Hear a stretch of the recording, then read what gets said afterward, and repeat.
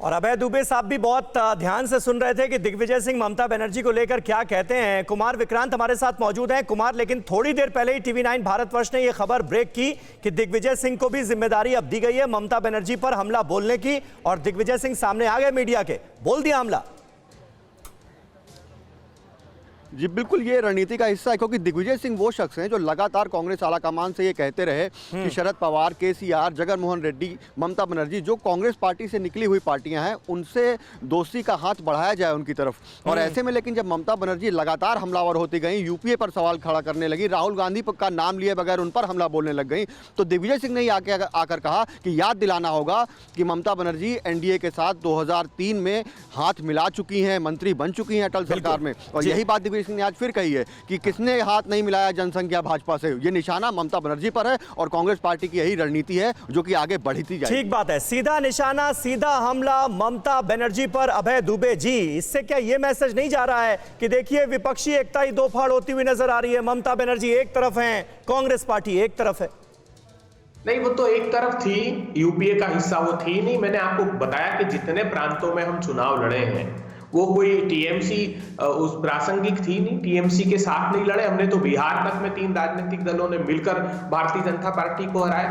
देखिए, सवाल इस बात का नहीं है, आज सारे मीडिया चैनल ये प्रोजेक्शन दे रहे हैं कि टीएमसी और कांग्रेस का बड़ा युद्ध हो गया। अरे अगर इस युद्ध से 90 रुपए का तेल 250 रुपए मोदी जी ने पहुंचा दिया वो कम हो जाता हो तो हम इस युद्ध को स्वीकार करते हैं। अगर इस युद्ध से वो जो 400 रुपए का गैस का सिलेंडर था वो 1000 के पार मोदी जी ने पहुंचा दिया, फिर 400 पर आ जाए तो हम इस युद्ध को स्वीकार करते हैं। अगर वो डीजल और पेट्रोल 70 रुपए और 56 रुपए कांग्रेस की सरकार में था जो मोदी जी ने 100 रुपए के पार पहुंचा दिया, वो गैस का सिलेंडर कमर्शियल जो 2000 रुपए के पार पहुंचा दिया मोदी जी ने, वो अगर कम हो जाए तो हम इस युद्ध को स्वीकार करते हैं। अगर चीन जो भारत की सीमा में अरुणाचल प्रदेश और लद्दाख में घुस आया है, अगर वो दरकिनार हो जाए, बाहर हो जाए तो हम इस युद्ध को स्वीकार करते हैं। अबे जी, लेकिन ये सारी बातें और बीजेपी की सरकार पर हमला आप लोग मिलकर नहीं बोल पा रहे हैं ना। मैसेज ये जा रहा है। अब कल ममता बनर्जी जब नमूदार हुई शरद पवार से मीटिंग के बाद तो उन्होंने क्या कहा कि मैंने तो इतनी बार कहा कांग्रेस पार्टी से कि एक एक्सपर्ट कमेटी का पैनल बना लो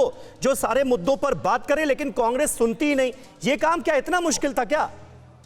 ये प्रश्न, ये यूपीए का हिस्सा नहीं है ममता जी, यूपीए का हिस्सा होती। अच्छा, मतलब ये स्ट्रैटेजी आप लोगों को ममता बनर्जी को अलग रखना ही है? नहीं, वो देखिए, ये कांग्रेस पार्टी को नहीं तय करना है, ये उन राजनीतिक दलों को तय करना है जिनका क्षेत्रीय अस्तित्व है। और वो सिर्फ बंगाल तक सीमित ने कहा ना, आपको एक उदाहरण बता दीजिए, उत्तर प्रदेश में क्या प्रभाव है उनका, कितनी सीटें हैं, क्योंकि सारे इन राज्यों में जो आगे चुनाव है वहां पर अस्तित्व नहीं है टीएमसी का।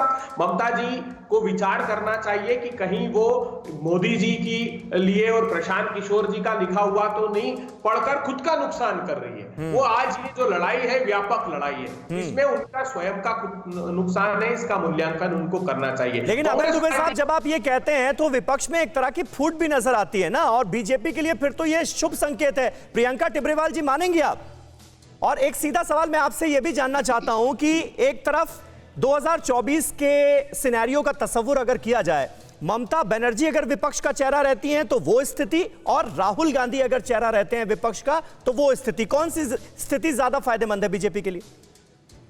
देखिए, भारतीय जनता पार्टी को दोनों ही चेहरों से कोई खतरा नहीं। अच्छा, तो इसीलिए मैं तो कहती हूँ चाहे दोनों चेहरे एक साथ आ जाएं, मगर दोनों चेहरे जो हैं वो एक साथ आएंगे कैसे? लालच और मनसा तो सिंहासन की है ना, इसीलिए राहुल बाबा को भी सिंहासन पर बैठना है और ममता बनर्जी स्वयं उस पर पधारना चाहती हैं। इसी को लेकर के पूरा माजरा है। देश हित में ये सोच कहाँ रहे हैं? देश विरोधी, राष्ट्र विरोधी जितनी बातें हैं उन सब में इन्होंने आवाज उठाई है, चाहे वो सीएए हो, चाहे वो अपनी देश की सुरक्षा के लिए बॉर्डर को बांधना हो, उन सब चीजों के खिलाफ इन्होंने आवाज उठाई है। तो राष्ट्र हित और देश हित की इनकी मंशा है ही नहीं। इनका लालच सिर्फ और सिर्फ सिंहासन और कुर्सी है, ये सत्ता चाहते हैं। ठीक है, और इसी के लिए आपस में लड़ रहे हैं। अपोजिशन बनने की इनकी नियत ही नहीं। ठीक है, ठीक है। परवाह देश की, सोमवार से शुक्रवार रात 10 बजे TV9 भारतवर्ष पर।